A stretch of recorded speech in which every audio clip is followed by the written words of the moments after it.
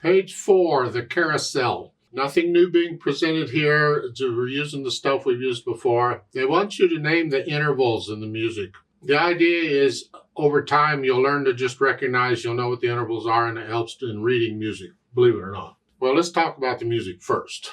There's a certain process I go through when I learn a new piece of music. It doesn't make any difference how easy or hard it is. I go through the same process. It seems to work for me. So that's what I use in the videos. You'll come up with your own process. Everybody has their own. But for these videos, we're going to use the process that I use. I sometimes call it my process. It's not really mine. I didn't discover it.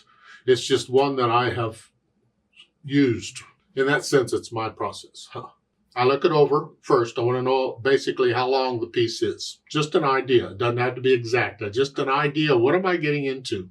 I look at it. I see it's 2 lines long. It's treble and bass clef. Always check the clef signs. They do not have to be treble and bass like that. So check them. They'll throw you. A 4/4 time signature. The time signature is going to start changing here someday. So just make sure you have the habit of always checking the time signature. Then I can sort of look it over and I see there's a bunch of quarter notes and half notes. Okay, we can do that. It looks like the right hand's playing the first line and the left hand's playing the second. Okay, we can do that. Now, I'm trying out. I want the notes first. Now, if the rhythm's causing a problem, I'll just do the notes.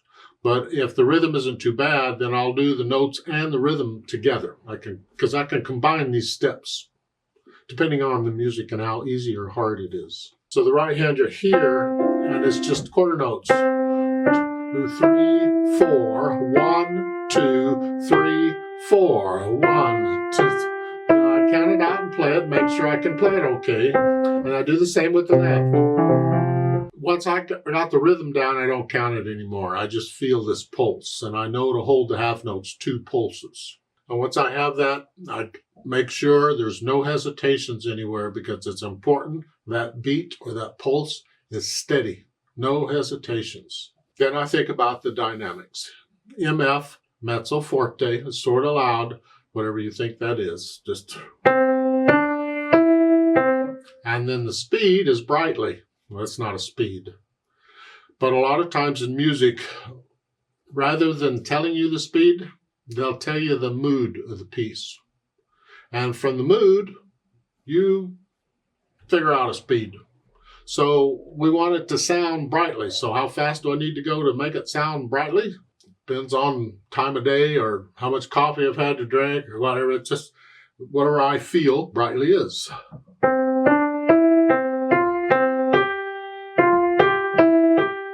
To me, that's brightly enough. It needs to be accurate. So don't go faster than that. Every note's got to be even and controlled. And I don't talk a lot about technique. How do you push the notes down? Well, you use your fingers, I guess. But I use weight to push them down. So when I'm going slow, I let the wrist collapse just a little bit. Not a lot. Just don't stiffen up and play with just fingers. Let the wrist collapse a little bit. Here. You can't see it very well. I'm doing that with each hand.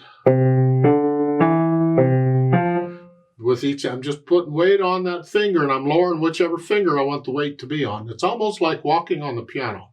And when you're walking on the street, you're shifting weight from one leg to the other.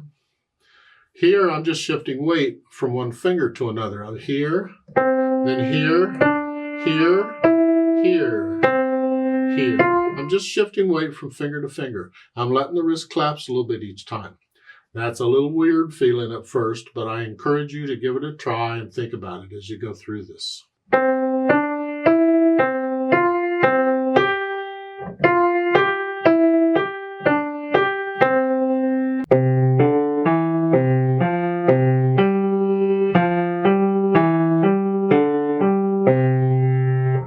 You don't have to go that fast. You take it at your speed. Don't copy me. You play it.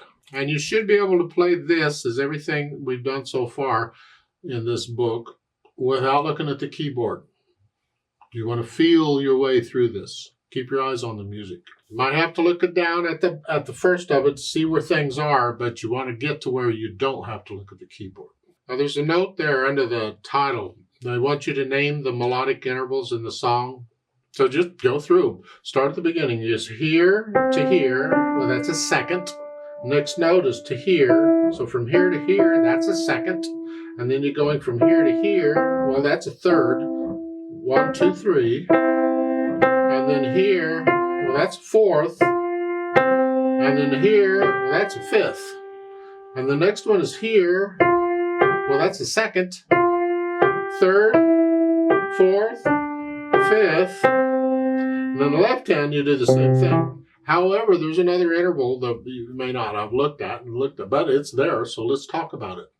The last note of the first line is a C. The first note of the second line is a C. What's the interval between them? Here. Count up. C to C. 1, 2, 3, 4, 5, 6, 7, 8. It's an interval of an eighth. It happens to be a really, really super important interval in music, an interval of an eighth. It's also called an octave. We get it a lot in music. And in piano, you'll get used to the feel of what it is to play an octave in one hand. Here, whatever the octave is, you'll get used to that feeling. But an octave is a super important interval. So that interval between the last note of the first line and the first note of the second line is an octave, an eighth. Now, when you feel you're ready, you have it learned, then come back to the Play With Me section of the video, and let's play it together slowly to make sure you have the correct notes and rhythms. I'll give us 4 counts. 1, 2, ready, go.